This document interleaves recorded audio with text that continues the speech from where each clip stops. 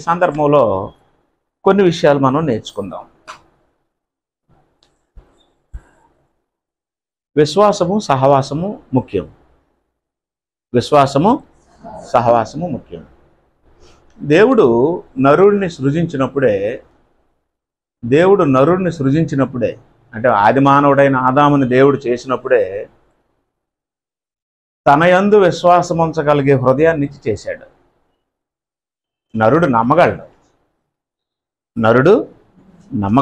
ఎవరిని నమ్మగలడు? ఎవరు తన సృష్టికర్తో ఆ సృష్టికర్తను నమ్మే హృదయాన్ని దేవుడు మానవుడికి ఇచ్చే చేశాడు. నరుడు దేవుడిని నమ్మే హృదయమే ఇచ్చాడు. హృదయం ఉందా లేదా మనకి? అలాంటి హృదయంతోనే నరుడిని దేవుడు చేశాడు. అయితే నరుడు దేవుడి కంటే ఎక్కువగా తన భార్యను ప్రేమించాడు. దేవుని కంటే ఎక్కువగా తన భార్యను ప్రేమించాడు. పురుషులారా, మీరు మీ భార్యలను ప్రేమించండి అని దేవుడే చెప్పాడు.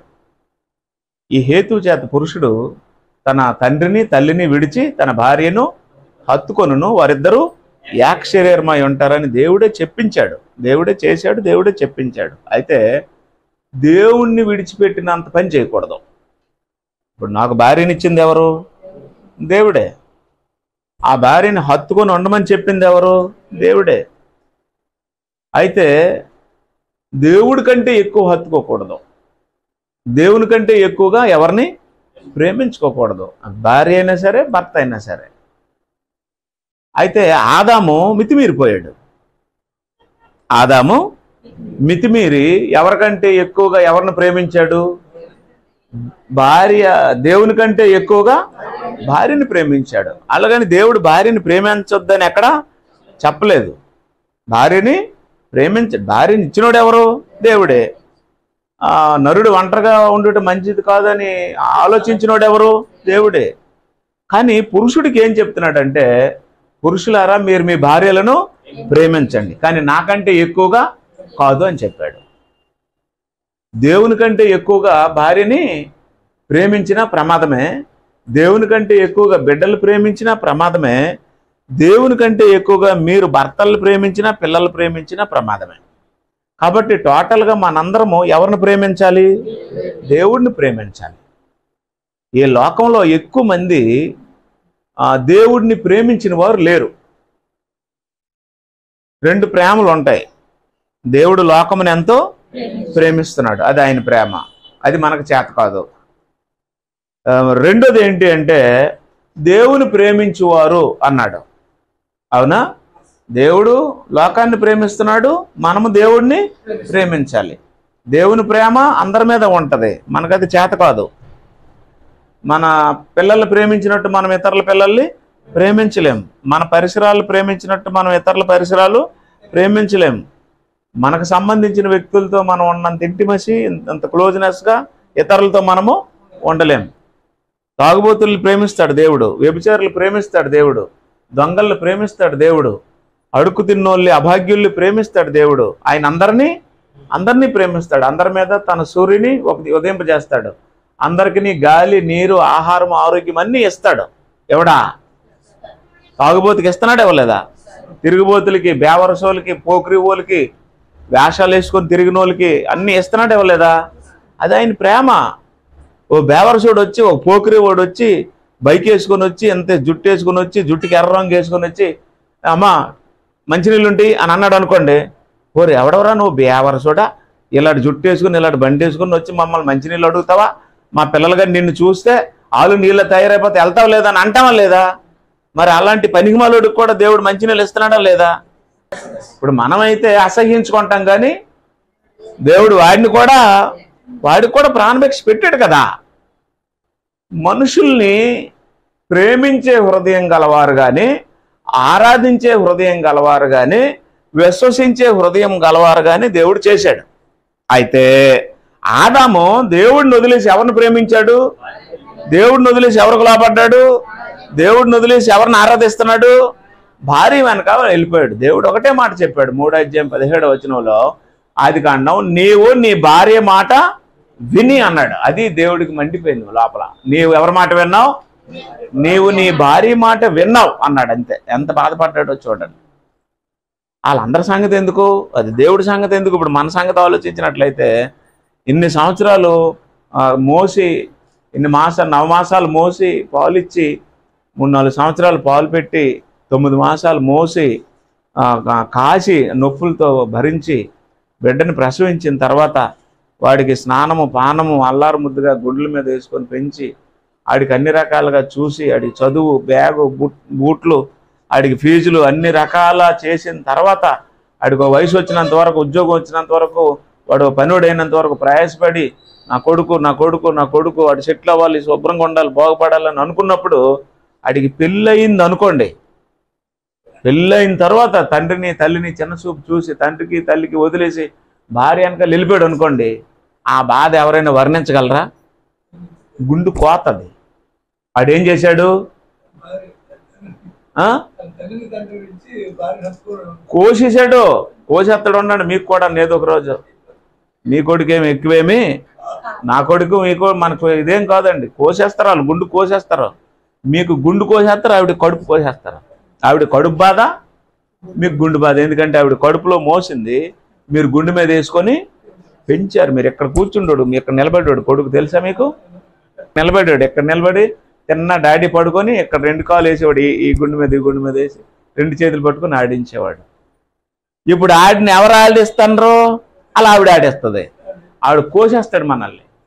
మనకే అంత బాధ ఉంటే నీవు నీ భార్య మాట విన్నావు అని ఎంత బాధతో అన్నాడో దేవుడు.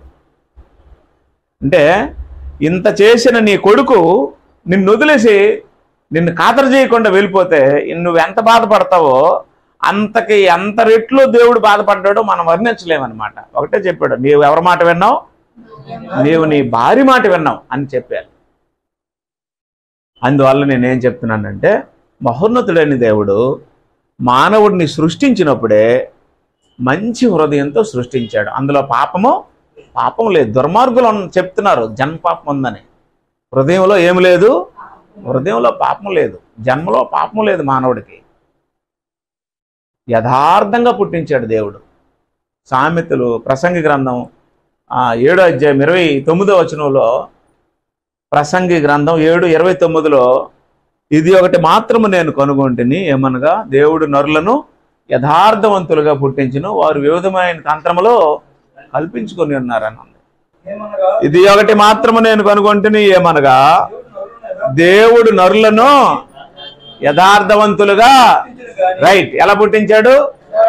యథార్థవంతులుగా పుట్టించాడు. పాపంతో పుట్టించలేదు. అవునా? పుట్టించిన తర్వాత వారు వివిధమైన తంత్రములు, అది పుట్టుకలో ఏమి లేదు, పాపము లేదు. సామెతల గ్రంథం 18:30, కీర్తనలు 18:30, కీర్తనలు 18:30. ఒక్క మాట చెప్పండి, ఎవడైనా జన్మ పాపం ఉందనంటే అది దేవుడు ఎవరు? దేవుడు యథార్థవంతుడు. యెహోవా వాక్కు నిర్మలము. నిర్మలమైన వాక్యము గల దేవుడు యథార్థవంతుడు. ఆ యథార్థవంతుడైన దేవుడు నిన్ను ఎలా పుట్టించాడు? యథార్థంగా పుట్టించాడు. అంటే యథార్థవంతుడిలో ఏమి లేదు, పాపము లేదు. నిన్ను పుట్టించినప్పుడు నీలో ఏమి లేదు, పాపము లేదు. జన్మ పాపం ఉందన్నోడే పాపి.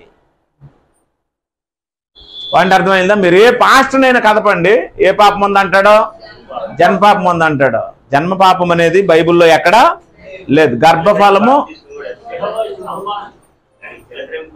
అదే పాపం. వాళ్ళు చేసే పాపం ఏంటంటే సాతాను సంబంధులు. అంటే భవిష్యత్తులో వాడు పెరిగి పెద్దోడై పాపాలు చేసిన తర్వాత పాపాలు కడుగు కూడా ఎవరో పాపము లేనోడిని చిలకరించి పాపిగా తయారు చేసి వదులుతారు. ఈ వయసు వచ్చినటువంటి వ్యక్తి పాపం చేస్తాడు. అప్పుడు ఆయన పాపాలు కడగడానికి బాప్తిసం ఇవ్వాలి. అవునా? ఈ వయసు ఉన్నటువంటి వ్యక్తి ఏ పాపము లేనివాడు, నువ్వు పాపాలు చెయ్యి అని చిలకరించి వదులుతారు. మీకు తెలుసో లేదు, సింహద్రప్పానికి ఎద్దుని తీసుకెళ్ళి పెయ్యిని తీసుకెళ్ళి మొక్కేసి వదిలితే అదేమైపోద్ది? పెరిగి పెద్దదై ఆబోధ అయిపోద్ది కదా, అలాగనమాట. కాబట్టి వీళ్ళు ఏం చేస్తారంటే 8 రోజుల్లో నాటు తీసుకెళ్ళి ఏం చేస్తున్నారు? చిలకరింపిచ్చేసి ఊరి మీద వదిలేస్తారు. ఆడేంటంటే ఎప్పుడో డిసెంబర్ 25కో జనవరి 1కో ఎప్పుడో వెళ్తాడు బలిసేసి, ఇది ఊరి మీద తిరిగేస్తాడు. ఎందుకంటే వాడికి వాక్యము, దేవుడు, సహవాసము, ఆరాధన ఏమీ తెలీదు.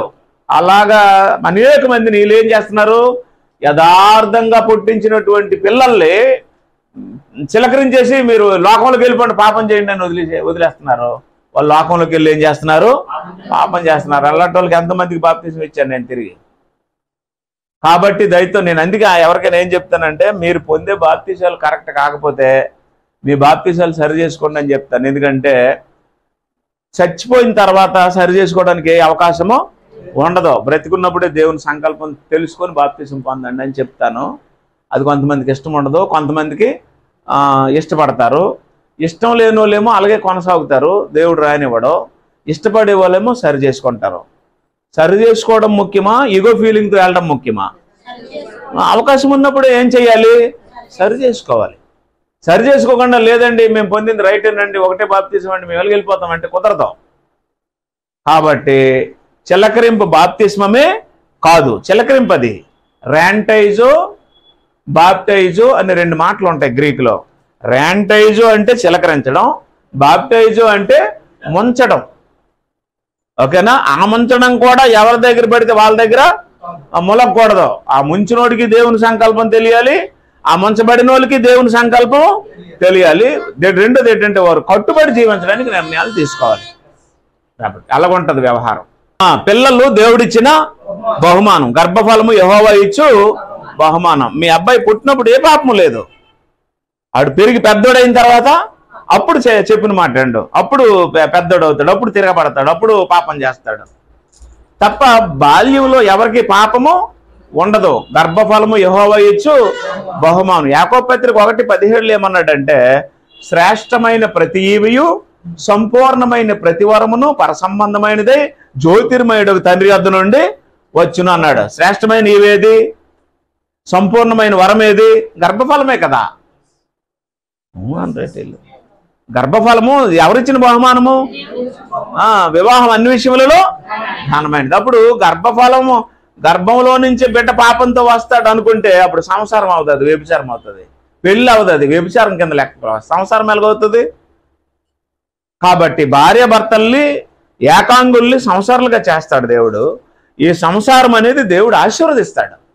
మీరు ఫలించి అభివృద్ధి నొంది విస్తరించి భూమిని నింపండి అని, మీరు ఫలించండి కాపురం చేయండి అని దేవుడు ఆ స్త్రీని పురుషుడిని ఆశీర్వదిస్తే ఆ పెద్దలు ఏం చేస్తారంటే వాళ్ళకి సంసారం చేసుకోవడానికి ఇల్లిస్తారు తల్లిదండ్రులు. అవునా? ఆ ఇంటిలో వారు ఏం చేస్తారు అంటే సంసారం చేస్తూ గృహస్థ జీవితాన్ని అనుభవిస్తూ వారికి దేవుడిచ్చినటువంటి కోరికలు తీర్చుకుంటూ బిడ్డలు కాస్తారు. ఆ బిడ్డలు దేవుడిచ్చినటువంటి బహుమానాలు. ఆ బిడ్డల్ని తిరిగి మళ్ళీ ఎవరి కోసం పెంచాలి? దేవుడి కోసం పెంచాలి. ఆ నాలెడ్జ్ ఉండాలి. జీవితం అంటే కేవలం ఎప్పుడు సుఖపడటము, సంతోషించడం, కోరికలు తీర్చుకోవడమే కాదు. పిల్లల్ని ఏం చేయాలి? పిల్లల్ని పెంచాలి. ఆ పిల్లల్ని పెంచే బాధ్యత భౌతికంగా తండ్రిది, ఆత్మీయంగా తల్లిది. భౌతికంగా అంటే కూడిపెట్టే పని ఎవరిది? తండ్రిది. ఆత్మీయంగా పెంచే పని ఎవరిది? తల్లి ఆత్మీయంగా పెంచాలి. తల్లి అరిస్తే పిల్లలు అరుస్తారు, తల్లి తిడితే పిల్లలు తిడతారు, తల్లి ప్రార్థిస్తే పిల్లలు ప్రార్థిస్తారు, తల్లి భక్తిగా ఉంటే పిల్లలు భక్తిగా ఉంటారు, తల్లి కేకలేస్తే పిల్లలు కేకలు, తల్లి చెడిపోతే పిల్లలు చెడిపోతారు ఆత్మీయంగా.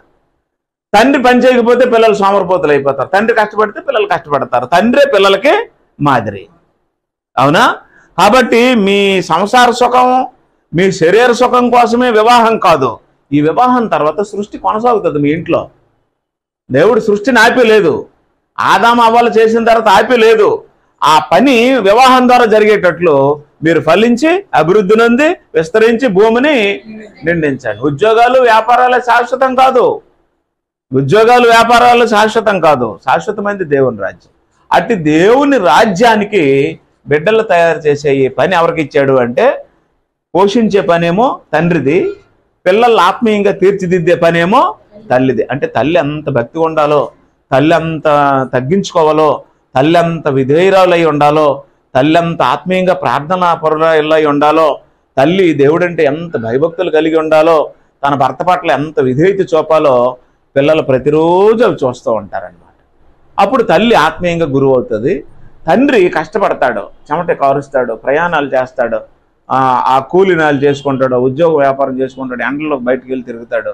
అప్పుడు అతను చూసి ఈ పిల్లలు ఏమనుకుంటారంటే మా నాన్న ఎంత ప్రయాసపడుతున్నాడు, ఎంత తిరుగుతున్నాడు. చైనాలో ఈ మధ్య వీడియోస్ పెట్టారు, వాళ్ళ తండ్రులు పనులు చేస్తుంటే ఆ పిల్లలకి ఆ వీడియోలు చూపిస్తున్నారు స్కూల్లో. మీ నాన్నగారు చూడండి బస్తాలు ఎలా మోస్తున్నాడు, మీ నాన్నగారు చూడండి ఎలా తిరుగుతున్నాడు, ఎలా చెమట కోరుస్తున్నాడు అని పిల్లలు చూపిస్తే ఈ పిల్లలు స్కూల్లోనే ఏడ్చేస్తున్నారు. మా నాన్న ఎంత కష్టపడుతున్నాడా, ఎంత తిరుగుతున్నాడా, ఎంత ప్రయాసపడుతున్నాడా మా కోసం అని. ఇంటికి వచ్చిన వెంటనే గట్టి పట్టుకుని ఏడ్చేస్తున్నారు పిల్లలు. అంటే పిల్లలకి ఆ ఎక్స్పీరియన్స్ రావాలి.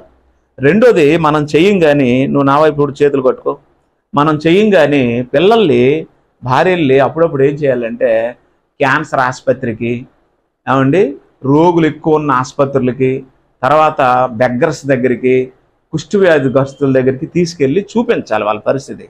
చూపిస్తే హృదయం మెత్తపడుతుంది, నలుగుతారు. అయ్యో ఎంతమంది ఆరోగ్యాలు లేక, ఎంతమంది ఆహారం లేక, ఎంతమంది సుఖం లేక, ఇల్లు లేక హాస్పిటల్లో ఉంటే మేము ఇలా బ్రతుకుతున్నామా తండ్రి అని వాళ్ళకి జాలి, దయ, కనికరము ఇవన్నీ వస్తుంటాయి. రెండో విషయం ఏంటంటే అప్పుడప్పుడు దానము ధర్మము చేసినప్పుడు తల్లి అది పిల్లలతో చేస్తూ ఉండాలి.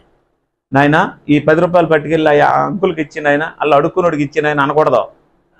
ఈ 10 రూపాయలు పట్టుకెళ్ళి అలా అంకుల్కి ఇచ్చినాయన, అలా అమ్మకి ఇచ్చి బాబు అని చెప్పి పిల్లల చేత ఏం చేయాలి, అవి చేయిస్తూ ఉంటే అప్పుడు ఆటోమేటిక్గా ఇచ్చే గుణం అనేది పిల్లల్లో వస్తుంటుంది. ఇదంతా ఎవరు చేయాలి, తల్లి చేయాలి. ఈ మెయింటెనెన్స్ అంతా ఎవరు చేయాలి, తండ్రి చేయాలి. ఆ రకంగా పిల్లలు తిరిగి మళ్ళీ ఎవరికి అప్పచెప్పేయాలి, మళ్ళీ దేవుడికి అప్పచెప్పాలి. ఎందుకంటే ఈ పిల్లలు మన పిల్లలు కాదు, మన రూపం వచ్చిన మన పిల్లలు కారు. ఈ పిల్లలు ఎవరి పిల్లలు, దేవుని పిల్లలు. ఇదిగో తండ్రి మేము కన్ను మూసేస్తున్నాం, మేము వెళ్ళిపోతున్నాం, నువ్వు ఇచ్చిన పిల్లలకి అన్నీ నేర్పించాం, వాళ్ళకి భక్తి ఉంది, విశ్వాసం ఉంది, ప్రార్థన తెలుసు, వాక్యం తెలుసు, వాళ్ళకి బాప్తీసాలు కూడా ఇచ్చి అన్నీ అయిపోయి మేము ఇక్కడ సెలవు తీసుకుంటున్నాం, ఇక్కడ నువ్వు వాళ్ళు చూసుకొని నమస్కారం చేసి కన్ను మూసేది. నా పాయింట్ మీకు అర్థమైందా? మన హృదయము మంచిదా చెడ్డదా? ఇప్పుడు కాదు, చేసినప్పుడు. సృష్టించినప్పుడు మన హృదయం ఎలా ఉంటుంది, నిర్మలమైన హృదయం. ఆయన వాక్య నిర్మలం కదా, యెహోవా వాక్కు నిర్మలం. దేవుడు యథార్థవంతుడు కదా. అట్టి యథార్థవంతుడైన దేవుడు మనుషులు ఎలా చేశాడు, యథార్థవంతులుగానే చేశాడు. తంత్రాలు మంత్రాలు ఎవరివి, సాతానువి. 2 కొరింథీ 2:11 నేనేమైనను క్షమించి ఉంటే సాతాను మనలను మోసపరచుకుంటున్నట్లు మీ నిమిత్తము క్రీస్తు సముఖమందు క్షమించి ఉన్నాను. సాతాను తంత్రములను మనం ఎరగని వారము. అది తంత్రాలంటే అక్కడ ఉన్న తంత్రగొండి అన్నాడు కదా. సాతాను ఎవరు, తంత్రగొండి. ఇప్పుడు తంత్రాలు కల్పించింది ఎవరు, సాతాను. యథార్థంగా సృష్టించింది ఎవరు, దేవుడు. ఇప్పుడు యథార్థవంతులైన పిల్లల్ని దేవుడు యథార్థంగా సృష్టిస్తే ఈ పిల్లలు ఎవరి వల్ల పడిపోయారు, సాతాను వల్ల పడిపోయారు. కాబట్టి సాతాను తాలూకా యుక్తులు, శక్తులు, తంత్రాలు, మంత్రాలు అన్నీ ఎవరికి వచ్చేసాయి, మనకు వచ్చేసాయి. అదే అబద్ధాలు ఆడడము, అచ్చుగుద్దినట్టు మాట్లాడడము, ఏమండి నిజాన్ని కూడా అబద్ధంగా మార్చేయడము, అబద్ధాన్ని కూడా నిజంగా క్రియేట్ చేయడము. మరి అందుకే పోలీసులు వచ్చారు కదా. ఇప్పుడు మీరు దొంగలు చూడండి, ఎరా నువ్వు చేసావా అని అడిగేసరికి వాడు మొహం ఎలా పెడతాడు తెలుసా, నేను అస్సలు తెలియదు, నాకు ఏ పాపం లేదు, నేను ఊరికి వెళ్ళిపోయినాను అంటేసరికి ఆ ఇంటర్గేషన్ చేస్తున్న వీడియో మీలాంటి ఆడవాళ్ళు చూశారనుకోండి, నిజమే కదమ్మా, బిడ్డకి ఏ పాపమో తెలియదు, ఏ మర్మమో తెలియదు, ఆ పోలీసు ఎందుకు అనవసరంగా అలా బాధ పెట్టేస్తున్నాడు, పాపం వాడు ఏడుస్తుంటే కొడుకు, ఆడికి ఏ పాపమో తెలియదు అన్నట్టు మీరు నమ్మేస్తారు కదా. అప్పుడు పత్రికలు ఏం రాస్తాడు తెలుసా, పోలీసులు వారి స్టైల్లో విచారించారని రాస్తాడు. వారి స్టైల్లో అంటే అర్థం ఏంటి, 4 తంతారనమాట. అప్పుడు నిజం చెప్పేస్తే అప్పుడు మళ్ళీ మీ ఆడవాళ్ళు ఏమనుకుంటారు తెలుసా, చూడే గంగడం ముందేమో ఆ మైకుల్లో అయితే మనం ఎంత నమ్మి సేట్ చేసాము అమ్మాయిడ, అవునా కాదా, అదనమాట. అంటే ఎవరిని ఎలాగా, ఎవరి నుండి ఎలా నిజం రాబట్టాలో ఎవరికి తెలుస్తుంది, వాళ్ళు ట్రైనింగ్ అయ్యి ఉంటారండి. ఆడు ఏడుపులు మనం నమ్మేస్తాం కానీ వాళ్ళు నమ్మరు, వాళ్ళకి తెలిసిపోద్ది ఎలా రాబట్టాలో నిజం. వాళ్ళకి చెప్పకపోతే వాళ్ళ కుక్కతో నేను చెప్పించేస్తారు వాళ్ళు. అలాంటి ట్రైనింగ్ ఉంటుంది వాళ్ళకి. కాబట్టి ఈ తంత్రాలు, ఈ మోసాలు, ఈ అబద్ధాలు ఇవన్నీ ఎవరి దగ్గర నుండి వచ్చాయి, సాతాన్ దగ్గర నుంచి మానవులకు వచ్చేసాయి. అంటే సాతాన్ దగ్గర నుండి అవకు వచ్చాయి, అవ దగ్గర నుండి ఆదాముకు వచ్చాయి, ఆదాము దగ్గర నుండి మనందరికీ వచ్చేసాయి, ఆదాము దగ్గర నుండి మనందరికి వచ్చేసాయి. అచ్చుగుద్దినట్టు అబద్ధం ఆడేస్తాం మనం. దాన్ని స్థిరపరచడానికి ప్రమాణం ఏం చేసేస్తాం, నీ తోడు పిల్లల మీద నలుగురు నడిచిన తోబనేస్తాం అనరా. నలుగురు కట్టకపోతే ఒకడుగా ఇంటికి కిటికీ తోడని అతడు ఒకడు పక్కన కూర్చొని, బల్ల మీద తోడండి అని అతడు, బైబిల్ తోడండి అని అతడు, ఏది చేతిని ఉంటే అదే ఫ్యాన్ తోడండి అనేస్తారు, చెట్టు కింద ఉంటే చెట్టు తోడు అనేస్తారు.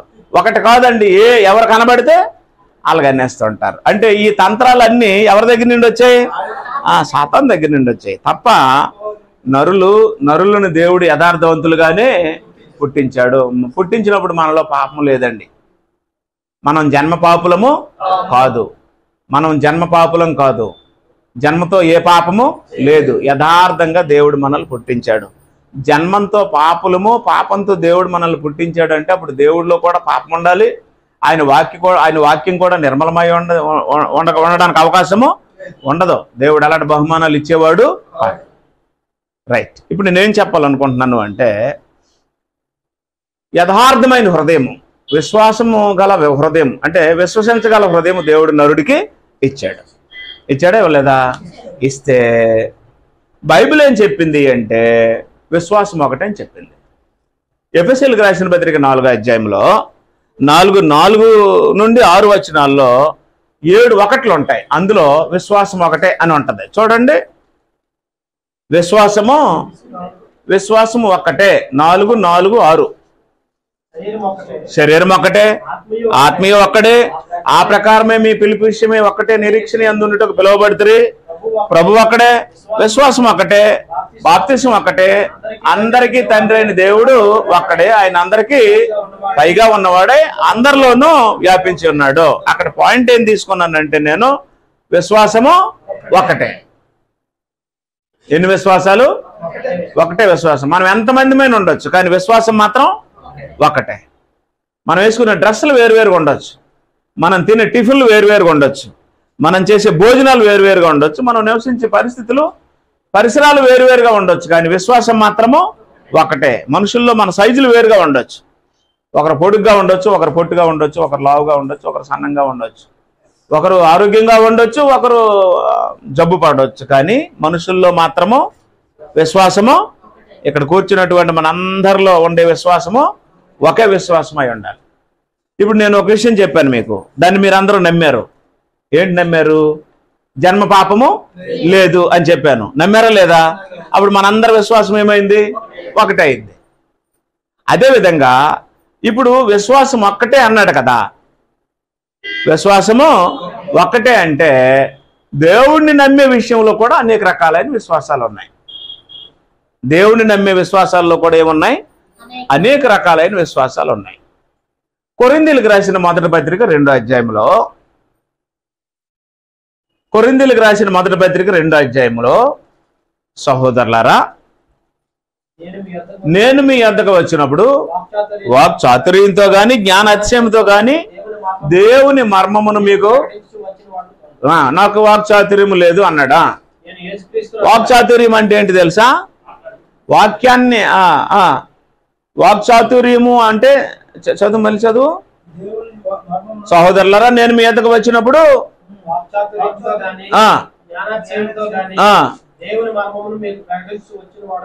రైట్. వాక్చాతుర్యం అంటే తిమ్మిని బమ్మిరి చేయడం, బమ్మిని తిమ్మిరి చేయడం అంటారు కదా. ఏది పడితే అది మాట్లాడేస్తారు కదా. వాక్యం చెప్పకుండా ప్రాసలు, పద్యాలు, కవితలు, డైలాగులు కొడతారు కదా. మీకు అలాంటి వాళ్ళు ఎవరు కనబడలేదు కదా, అందుకే మీకు తెలియదు.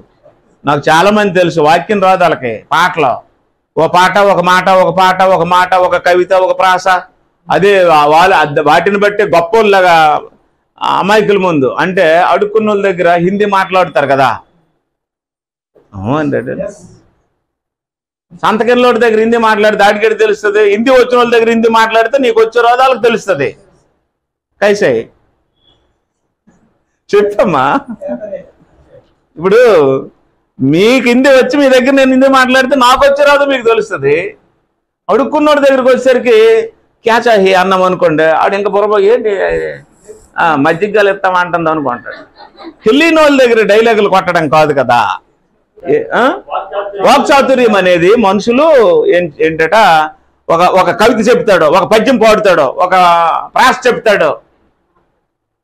రెడ్డిలు మాది శ్రీకాకుళం, మేము కాకులం, మాది శ్రీకాకుళం అన్నాడు. ఎలాగుంది? వినడానికి ఎలాగుంటది? ఇంపుగా ఉంటది. కానీ అదేంటది? వాక్యం కాదు, వాక్ చాతుర్యం. నేను కూడా అలాంటి డైలాగులు కొట్టగలను, కానీ దేవుడు ఏమన్నాడు? అలాంటి నువ్వు మాట్లాడడానికి అవకాశము లేదన్నాడు. పద్యాలు, కవితలు, ప్రాసలు, ఏంటిది ఈ శ్లోకాలు, ఈ వేదాలు, ఇవి నేను చదివాను, నాకు కొన్ని గుర్తున్నాయి. అవి చెప్తే మీరు కూడా ఏమనుకుంటారంటే, సల్మాన్ రాజు గారు ఎంత పద్యం చెప్పారు, ఎంత బాగా చెప్పారు, ఎంత చక్కగా ఉంది, ఈయనకి అన్నీ వచ్చు అని నన్ను మీరేం చేస్తారు? హెచ్చిస్తారు. అది నాకు కావాలనుకున్నప్పుడు అవే చెప్తాను. అవి నాకెందుకు? దేవుని వాక్యం ప్యూర్గా చెప్పాలని దేవుడు చెప్పినప్పుడు దేవుని వాక్యమే చెప్పాలి కదా. వచ్చినా రాపోయినా ఎంత వస్తే అంతే చెప్పాలి. ఈరోజు మనుషులు కూడా ఎలా తయారయ్యారంటే, వాళ్ళే పెద్ద బోధకులుగా, వాళ్ళే గొప్పలుగా గౌరవిస్తున్నారు. వాక్యం చెప్పిన వాళ్ళు ఎవరిని గౌరవించట్లే. పౌలు ఏమంటాడంటే, ఈ పౌలు ఏమంటున్నాడంటే, మీ వద్దకు నేను వచ్చినప్పుడు వాక్చాతుర్యంతో గాని జ్ఞానాత్యంతో గాని దేవుని మర్మమును మీకు ప్రకటించుతూ వచ్చిన వాడును కాను. నేను యేసుక్రీస్తును అనగా సిలువ వేయబడిన యేసుక్రీస్తును తప్ప మరి దేనిని మీ మధ్య నెరుక్కుంటుని నిశ్చయించుకుంటుని, మరియు భయముతోను, బలహీనతతోను, భయముతోను, వణుకుతోను ఉన్నాను. అది సంగతి. మీకేముంది? మీకు విశ్వాసం ఉంది. అయితే మీ విశ్వాసము మనుషుల జ్ఞానమును ఆధారం చేసుకోకూడదు అన్నాడు. నెంబర్ 1 రాసుకోండి. ఈ విశ్వాసం ఏ విశ్వాసం? మనుషుల జ్ఞానమును ఆధారం చేసుకునే విశ్వాసము. విశ్వాసాలు ఎన్నని బైబిల్ చెప్పింది? ఒకటే. ఇది దేవుని విశ్వాసం కాదు. విశ్వాసం ఒక్కటే అని చెప్పాను కదా, దానికి సంబంధించిన విశ్వాసం కాదు ఇది. ఈ విశ్వాసం ఎవరి జ్ఞానాన్ని ఆధారం చేసుకుంటుంది? ఇది మనుషుల జ్ఞానమును ఆధారం చేసుకునే విశ్వాసం. అప్పుడు మనుషుల జ్ఞానం అంటే ఏంటి?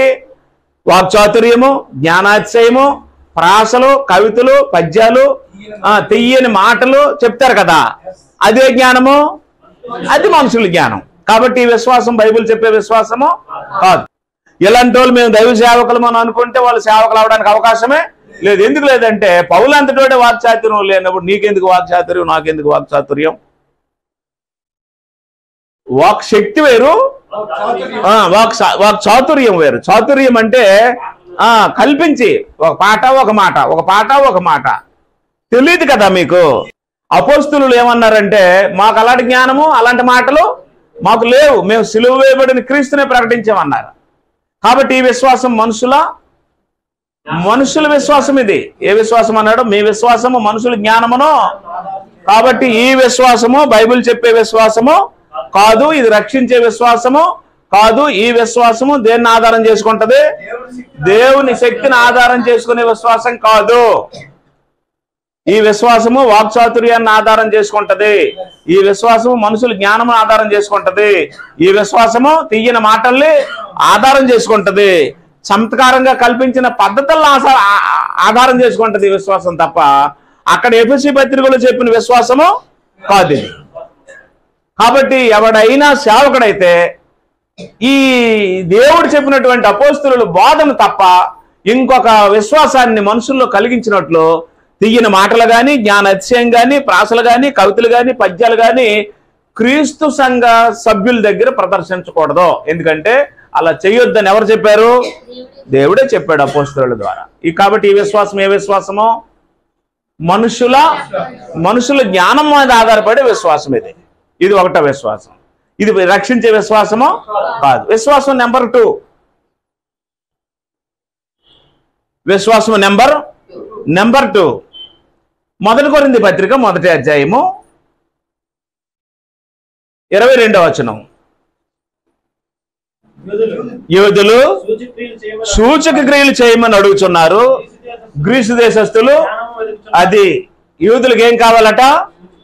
సూచక్రియలు కావాలి. ఏదో ఒకటి చెయ్యి అన్నారు కదా, ఇప్పుడు ఒకటి చెయ్యి అంటున్నారు యేసుప్రభుని. ఇప్పుడు ఒకటి చెయ్యి అనడానికి ఆయన ఏంటి?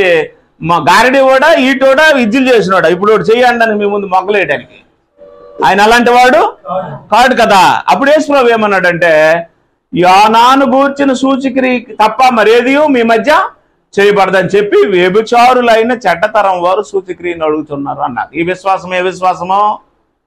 సూచక క్రియలకు సంబంధించిన విశ్వాసమే తప్ప రక్షించే విశ్వాసము కాదు. అంటే ఎఫెసీ పత్రిక 4లో ఉంది కదా, ఆ విశ్వాసం కాదు ఇది. ఇదే విశ్వాసము సూచక్రియల విశ్వాసం.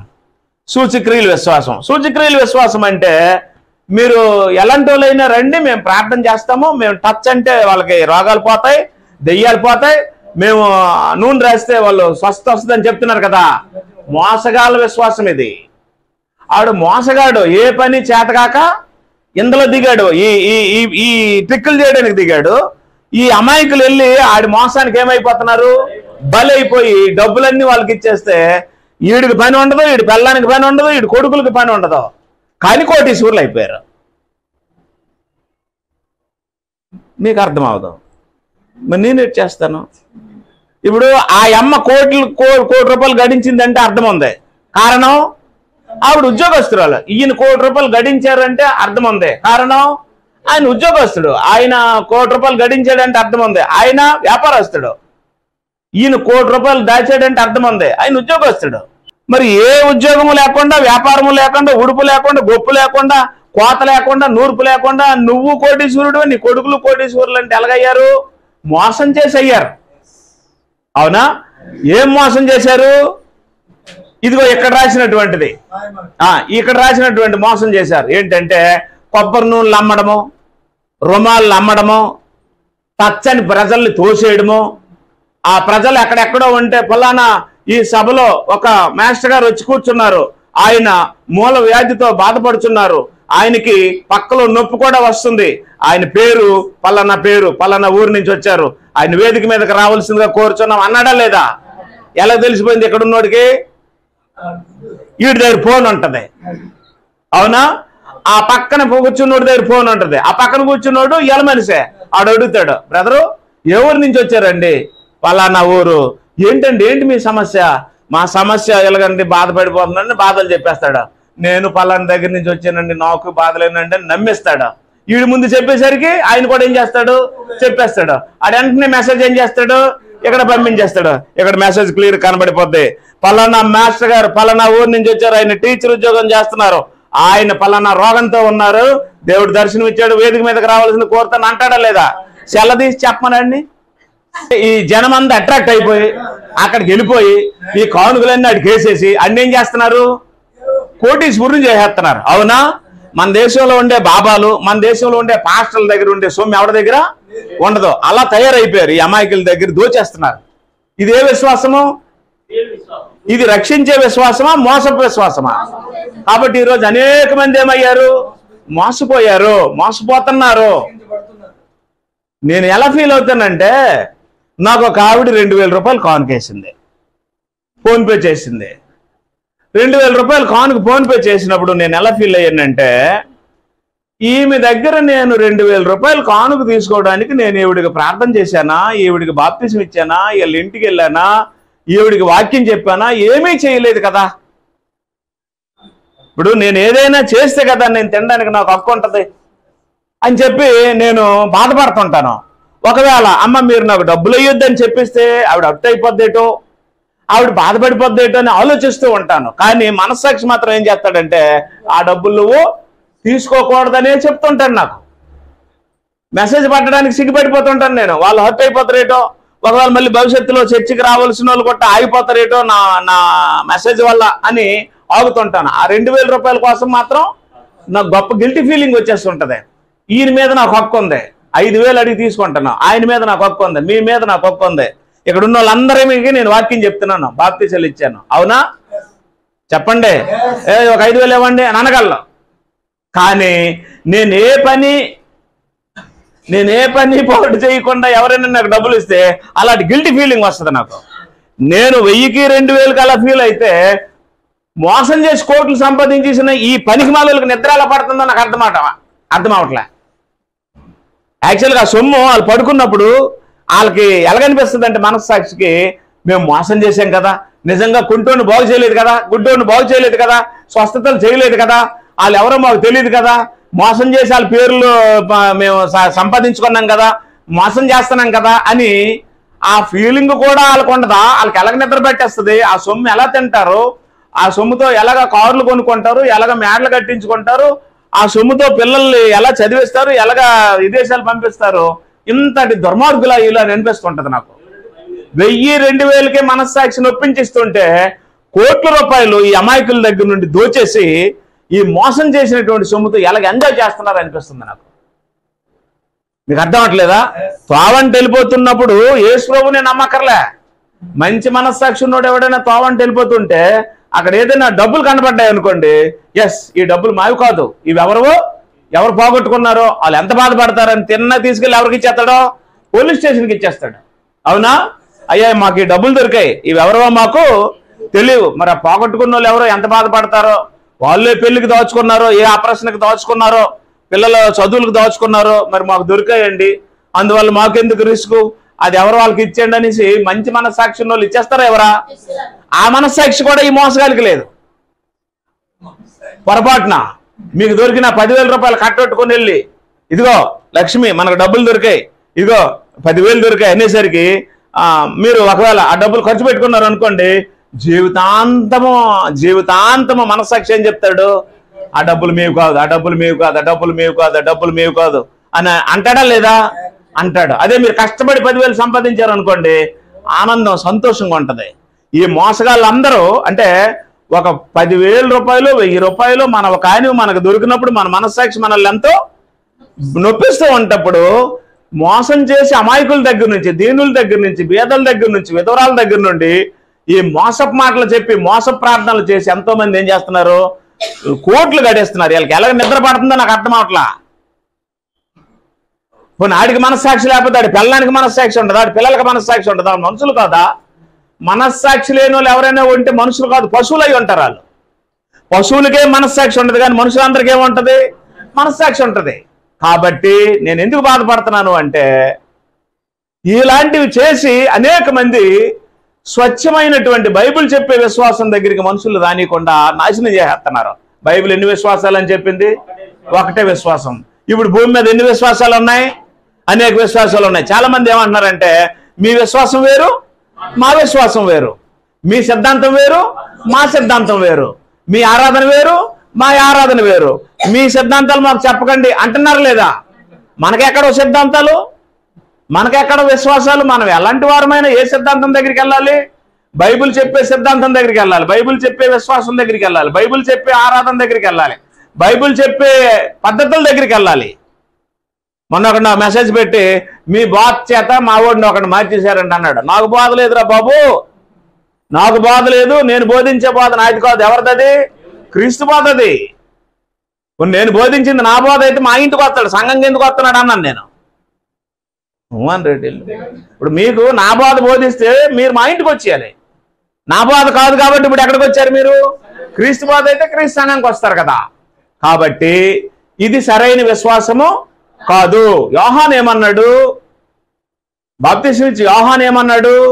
సూచక్రియలు అద్భుతాలు చేస్తున్న వారిని ఏమన్నాడు తెలుసా? మారు మనసు పొందండి, మారు మనసు పొందకపోతే దేవుడు నరికేస్తాడు. అదిగో గొడ్డలు చెట్టు వేరున రెడీగా ఉంది. మారు మనసు పొందని ప్రతి ఒక్కరిని నరికేసి అగ్గిలో పడేస్తాడు. సూచక్రియలు అద్భుతాలకు ఏడుస్తున్నారా? దేవుడు ఈ రాళ్ళు వలన అబ్రహాముకి పిల్లలు పుట్టించగలడు అన్నాడు. అది సూచక్రియల కంటే గొప్పది కదా. రాళ్ళు వల్ల పిల్లలు పుట్టించే శక్తి ఎవరికి ఉంది? దేవునికి ఉంది.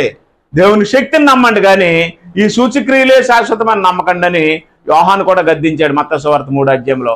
యేసు ప్రభువు కూడా ఏమన్నాడంటే, యూదులు సూచక్రియలు అడుగుతున్నారు, వ్యభిచారులు అన్నాడు వారిని. కాబట్టి అదే విశ్వాసము, ఇదే విశ్వాసము.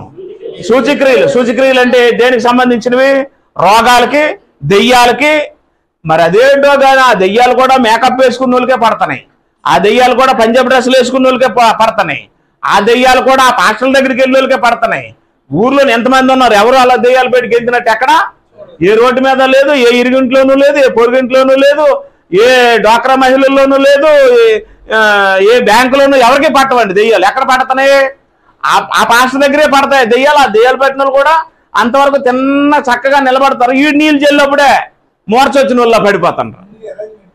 నాకు తెలిసిన ఈ బైబిల్లో పడిపోయిన వాళ్ళు లేచిన పైకెత్తాడు, కానీ నిలబడిన వాళ్ళు యేసు ప్రభు ఎక్కడ కిందకే పడలేదు. వీళ్ళందరూ నిలబడిన వాళ్ళకి ఏం చేస్తున్నారు? కింద పడేస్తున్నారు. మరి అది మోసంగా ఏమవుతుంది? కాబట్టి దెయ్యాల విశ్వాసము, ఈ రోగాల విశ్వాసము, సూచక్రియల విశ్వాసం సరైన విశ్వాసము కాదు. ఇది రెండోది, ఇది సరైనది కాదు. మూడో విశ్వాసం యాకోబు పత్రిక 2వ అధ్యాయము 22వ వచనం. యాకోబు పత్రిక 2:22. దేవుడు ఒక్కడని నీవు నమ్ముచున్నావు, అలాగ నమ్ముట మంచిదే. దెయ్యములను నమ్మి వణుకుచున్నవే. ఇది ఎవరి విశ్వాసం? దెయ్యాల విశ్వాసం. మూడో విశ్వాసం ఎవరి విశ్వాసం? దెయ్యాల విశ్వాసం. అంటే దెయ్యాలకు కూడా ఏముంది? విశ్వాసం ఉంది, కానీ సరైన విశ్వాసము కాదు. దేవుడు ఒక్కడని నమ్మడం మంచిదే కదా అమ్మా. దెయ్యాలు ఏ విశ్వాసం కలిగి ఉన్నాయి? దేవుడు ఒక్కడనే నమ్ముతున్నాయి కదా. అంటే దేవుడు ఒక్కడనే నమ్మే విశ్వాసం మంచి విశ్వాసమే కదా. ఇద్దరు దేవుళ్ళో ఒక దేవుడా? ఒక్క దేవుడనే విశ్వాసం ఎవరికి ఉంది? దెయ్యాలకు ఉంది. విశ్వాసం మంచిదే, కానీ దెయ్యాలు ఏం చేయలేవు? క్రియలు చేయలేవు. అక్కడ అబ్రహాము విశ్వాసం ఉంది, క్రియలు ఉన్నాయని రాశాడు యాకోబు. అక్కడ రాహాబుకి విశ్వాసం ఉంది, క్రియలు ఉన్నాయని రాశాడు యాకోబు. అక్కడ దెయ్యాలకి విశ్వాసం ఉంది, కానీ ఏమి లేవు? క్రియలు లేవని రాశాడు. ముగ్గురు గురించి రాశాడు. ఒకటి అబ్రహాం విశ్వాసం ఉంది, క్రియలు ఉన్నాయి, తన కొడుకుని అర్పించాడు కదా. అక్కడ రాహాబుకి విశ్వాసం ఉంది, క్రియలు ఉన్నాయి, వేగుల వారిని చేర్చుకుంది కదా. అబ్రహాంకి విశ్వాసం ఉంది, క్రియలు ఉన్నాయి. రాహాబుకి విశ్వాసం ఉంది, క్రియలు ఉన్నాయి. దెయ్యాలకి విశ్వాసం ఉంది, ఉన్నాయి కదండి. నాకు తెలుసు కదా నిద్రమత్తు మీద ఉన్నాయి అనేత్వని. నేను అలా కంగించుతాను. నేను అలాంటి నేను పాయింట్ లేదా? అబ్రహాంకి విశ్వాసం ఉంది, క్రియలు ఉన్నాయి. రాహాబుకి విశ్వాసం ఉంది, క్రియలు ఉన్నాయి. దెయ్యాలకి విశ్వాసం ఉంది. అమ్మయ్యా, అంటే ఇన్నిసార్లు చెప్తే కానీ పొజిషన్లోకి రాకుంటాను అనమాట. పాయింట్ అర్థం అవట్లేదమ్మా. దెయ్యాలకు విశ్వాసం ఉంది, కానీ ఏమి లేవు? క్రియలు లేవు. ఇది మూడో విశ్వాసం, దెయ్యాల విశ్వాసం. అయితే మనం దెయ్యాల్లాగా ఉండకూడదు. మనం దెయ్యాల్లాగా ఉండడం అంటే అర్థం ఏంటి? దేవుడు అక్కడని నమ్మాము, కానీ ఏమి లేవు? క్రియలు లేవు. క్రియలు లేని విశ్వాసము మృతమే కదా. రైట్. క్రియలు అంటే ఏంటి? అబ్రహాముని దేవుడు తన కొడుకుని ఎమ్మని అడిగాడు. ఇవాళ మన కొడుకులు అడిగాడా? మన కూతుర్లు అడిగాడా? మన ఆస్తులు అడిగాడా? మన అంతస్తులు అడిగాడా? మరి ఏమి అడగలేదు. మరి క్రియలు అంటే ఏంటి? నా శరీరము తిని నా రక్తము త్రాగువాడే నిత్యజీవం గలవాడు అన్నాడా లేదా? అది ఆజ్ఞ. మరి ఆ ఆదివారం కూడా నువ్వు ఆరాధన మానిస్తే క్రియ ఏది? మోహన్ రెడ్డిలు అప్పుడు ఆదివారం ఆరాధన మానేసిన వాళ్ళు విశ్వాసులు అవుతారా, పిశాసులు అవుతారా? పిశాసులు కూడా సంఘాల్లో ఉన్నాయి. ఇక్కడ ఎన్ని పిశాసులు ఉన్నాయో నాకు తెలీదు. అంటే ఒక ఆదివారం వచ్చి, ఒక ఆదివారం మానేసి, ఒక ఆదివారం వచ్చి, ఒక ఆదివారం మానేసిన వాళ్ళు ఏమవుతారు? పిశాసులే అవుతారు. అంటే వాళ్ళ ఇంటికి నేను వెళ్ళి ప్రార్థన చేసినప్పుడు పిశాసు నాకు టీ ఇస్తుంది అనమాట. పిశాసు నాకు అన్నం పెడుతుంది, పిశాసు నాకు వందనాలు చేస్తాడు, పిశాసు నాకు కానుకలు ఇస్తుంది. అప్పుడు మీకేమో నేను సేవకుల్లా కనబడతాను, నాకేమో మీరు. అయితే ఇదేటమ్మా పిశాసు నాకు టీ ఇస్తుంది, మాయపడిపోతుంది అన్నట్టు నేను అంటే మళ్ళీ రానివ్వరు. కాబట్టి వందనాలమ్మా, వందనాలయ్యా, వందనాలయ్యా, వందనాలమ్మా అనుకొని వెళ్ళిపోతాను. కానీ లోపల మాత్రం ఏముంటుంది అభిప్రాయము? వీళ్ళు విశ్వాసులు కాదు. వీళ్ళు ఏమవుతారు? వీళ్ళు విశ్వాసులు. ఎలాగంటే తొండ ముదిరితే ఓసర వెళ్ళి, నక్క ముదిరితే వరడ, విశ్వాసం ముదిరితే పిశాసి. తొండ ముదిరితే ఓసర వెళ్ళి అవుతుంది, నక్క ముదిరితే వరడ అవుతుంది, విశ్వాసం ముదిరితే భక్తిపరుడు అవ్వాలి, భక్తుడు అవ్వాలి తప్ప ఏమవ్వకూడదు? పిశాసుల్లా తినకూడదు. ప్రతి విషయానికి బుర్రలు తినేయడము, ప్రతి విషయానికి ప్రశ్నలు వేయడము, ప్రతి దానికి అనుమానించడం, ప్రతి దానికి తగులు పడడం, గొడవలు పడడం, ఇలాంటి పనులు విశ్వాసులు చేయరు. ఎవరు చేస్తారు? పిశాసులు చేస్తారు. మనం ఎవరిలాగా ఉండకూడదు? దెయ్యాల్లాగా ఉండకూడదు. దెయ్యాలకి ఏముంటది? విశ్వాసం ఉంటది, కానీ ఏముండదు? క్రియలు ఉండవు. క్రియలు లేని విశ్వాసము మృతం. ఇప్పుడు క్రియ ఏంటి? నీ కొడుకునిచ్చి అన్నాడా? మీ మెడలో ఉండే నగలిచ్చి అన్నాడా? మొత్తం మీ నిలువు దోపిడి నాకు ఇచ్చేయండి అన్నాడా? అలాగే దోచేసారు ఈ దొంగ పాస్టర్ల విశ్వాసాలు. తెలుసా మీకు? ఈ దశంభాగాలు అలాగే దోచేస్తున్నారు. ఈ నిలువు దోపిడీలు బంగారాలు అలాగే దోచేస్తున్నారు. ఉంగరాలు పెట్టుకోకూడదు, గొలుసులు వేసుకోకూడదు. ఇవేంటివి అమ్మా? దుద్దులో గుద్దులో ఉంటే దుద్దులు, లేకపోతే గుద్దులు. నిమ్మకాయలు ఏవో మొత్తం మీద ఇవన్నీ దేవుడికి సమర్పించాలి, బిల్డింగ్ కడతాను అది కడతాను అంటారు లేదా? ఏం చేస్తున్నారు?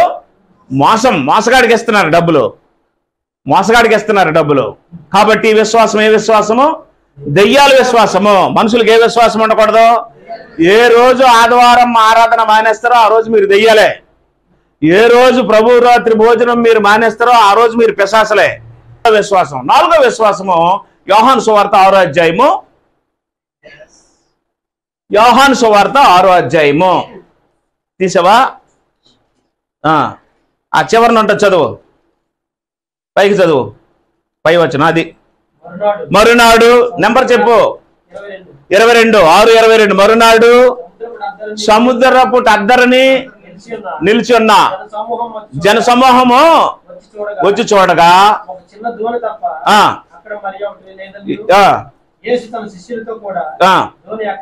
ధోని ఎక్కలేదు కానీ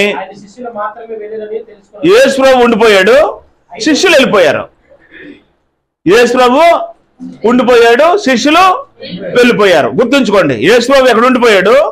ధోనిలో ఎవరు వెళ్ళిపోయారు? శిష్యులు వెళ్ళిపోయారు. అప్పుడు జన సమూహము శిష్యులతో కూడా యేసు ప్రభు వెళ్ళిపోయాడని అవతలకు వెళ్ళిపోయారట. యేసు ప్రభు యువతలో ఉండిపోయాడు. పాయింట్ అర్థం అవట్లేదా? శిష్యులు వెళ్ళిపోయారు కదా, ఈ జన సమూహం కూడా అప్పుడు అవతలకు వెళ్ళిపోయి ఏడు మీ ప్రభు వేడే, యేసు ప్రభు వేడని వెతుకుతున్నారట. ఆ తర్వాత యేసు ప్రభు వెళ్ళాడట. తిరగేసి చదువు.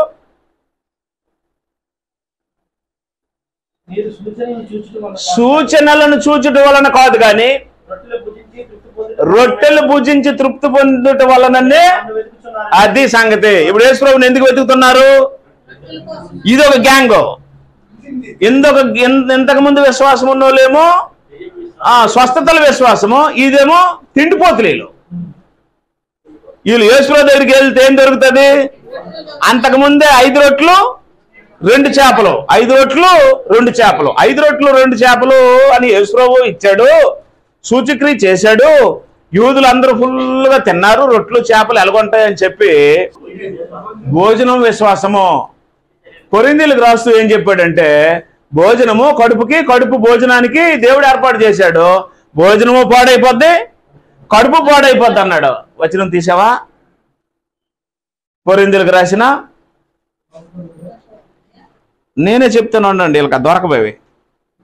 కొరింథీయులకు రాసిన మొదటి పత్రిక, భోజనము కడుపునకు, కడుపు భోజనమునకు. నీ మొదటి కొరింథీ పత్రిక 11వ అధ్యాయం 6వ అధ్యాయం 11వ వచనం చదవండి. మొదటి కొరింథీ 6వ అధ్యాయము. భోజన పదార్థములు కడుపునకును, కడుపు భోజన పదార్థములకును నియమింపబడి ఉన్నవి. దేవుడు దానిని వాటిని నాశనం చేయను. దేహము జారత్వం నిమిత్తం కాదు గాని ప్రభు నిమిత్తమే, ప్రభు దేహము నిమిత్తమే. అవునా? భోజనము కడుపుకి, కడుపు భోజనానికి. చిన్న మాట చెప్తాను, ఒకసారి నా ముఖం చూడండి అందరూ. మనం పాడైపోవడానికి కారణం భోజనమే. మీకు తెలుసో లేదో? మనం పాడైపోవడానికి కారణం భోజనం. మితంగా తింటే ఒకలాగా ఉంటుంది, అమితంగా తింటే మరొకలాగా ఉంటుంది. అమితంగా తింటే విషం అవుతుంది, మితంగా తింటే ఆహారం అవుతుంది. చాలామందికి తెలియక భోజనాలు చేస్తున్నారు. మీకు ఒక చిన్న విషయము, చిన్న మాట. ఈ మధ్య ఒక మత్స్యశాఖల పాస్టర్ చనిపోయాడు. ఎందుకు చనిపోయాడు అంటే బ్రెయిన్ ట్యూమర్ వచ్చింది. బ్రెయిన్ ట్యూమర్ ఎందుకు వచ్చిందని ఎంక్వైరీ చేస్తే ఆయన సాధ్యమైనంత వరకు బయట ఫుడ్ తినేవాడట. అంటే బయట ఉంటాయి కదా బిర్యానీలు, నూడిల్స్, ఈ ఫాస్ట్ ఫుడ్లు, తర్వాత ఈ పానీపూరీలు, ఈ మీటింగులకు వెళ్ళి కలిసి రుచుకుంటాయి కదా అవి, అందులో ఏవో చేస్తారు కదా సాల్ట్లు, అవన్నీ తినేసి విపరీతంగా తినేసేవాడు. దానివల్ల విపరీతమైన పట్టు వచ్చింది.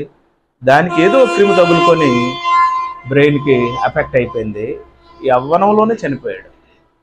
అప్పుడు డాక్టర్లు ఎంక్వైరీ చేస్తే కారణం బయట ఫుడ్ వల్ల వచ్చింది అని చెప్పారు. నరాలు వేడికిపోయాట ఆ ఫుడ్కి. నా రిక్వెస్ట్ ఏంటంటే మీ అందరికీ, దయచేసి బయట ఫుడ్లు తినకండి. ఇవాళ నుంచి మేము బయట ఫుడ్ తినకండి, నేను అవాయిడ్ చేసేయండి. నేను తెలియక ఎన్నోసార్లు తిన్నాను. బయట ఫుడ్ని నిషేధించండి. డబ్బులు పోతాయి, ఆరోగ్యం పోతుంది, ప్రాణం పోతుంది. డబ్బులు పోతాయి, ఆరోగ్యం పోతుంది, ప్రాణం పోతుంది. ఎన్ని వచ్చేసాయి చూసారా ఫాస్ట్ ఫుడ్ సెంటర్లో? ఒక వీధి నుండి అవే ఉంటాయి. కారణం మనం తినబట్టే వచ్చాయి. మనం మానేస్తే ఆడు ఖాళీ చేసుకొని ఇంకో పని చేసుకుంటాడు. దయచేసి మీ పిల్లలకి ఒకవేళ ఏమైనా తింటానంటే ఇంటి దగ్గరే వండండి. నూడిల్స్ కానీ అన్నిండి, అది ఇదని కాదు, ప్రతిది కూడా ఇంటి దగ్గరే తినండి. ఆరోగ్యంగా ఉండండి, ఎక్కువ కాలం బ్రతకండి. రైట్. ఎన్నో విశ్వాసం చెప్పాను? 4వ విశ్వాసం. 3 విశ్వాసాలు అయిపోయాయా? 1 దేవుడు చెప్పిన విశ్వాసము ఒక్కటే. కానీ బైబిల్లో ఎన్ని విశ్వాసాలు ఉన్నాయి అంటే ఇప్పుడు పనికిమాల విశ్వాసాలు ఉన్నాయి కదా, అందులో ఒక విశ్వాసము రాయలేదు నోట్స్. 1 ఎవరి విశ్వాసము? మనుషుల జ్ఞానానికి సంబంధించిన విశ్వాసము. 2 రోగాలకి సూచిక జబ్బులకి సంబంధించిన విశ్వాసము. 3 దెయ్యాలకు సంబంధించిన విశ్వాసం. 4 భోజనానికి సంబంధించిన విశ్వాసం. అనేక మంది ప్రార్థనలకు వస్తారు కానీ వాళ్ళ దృష్టి అంతా దేని మీద ఉంటుంది? ఎప్పుడు వదులుతాడా అని ఎదురు చూస్తారు. అవునా? హాస్టలకు కూడా, విశ్వాసులకు కూడా భోజనం మీదే దృష్టి ఉంటుంది. అది మంచి విశ్వాసమో కాదు. ఈ విశ్వాసాల కోసం దేవుడు మనల్ని పుట్టించలే. విశ్వాసం ఒక్కటే అన్నాడా లేదా? ఆ ఒక్క విశ్వాసం ఏంటో, అది ఎలాగుంటుందో, దేవుడు దాన్ని ఎలాగ ఆశిస్తున్నాడో వచ్చే వారం చెప్తాను. మీ అందరికీ వందనాలు.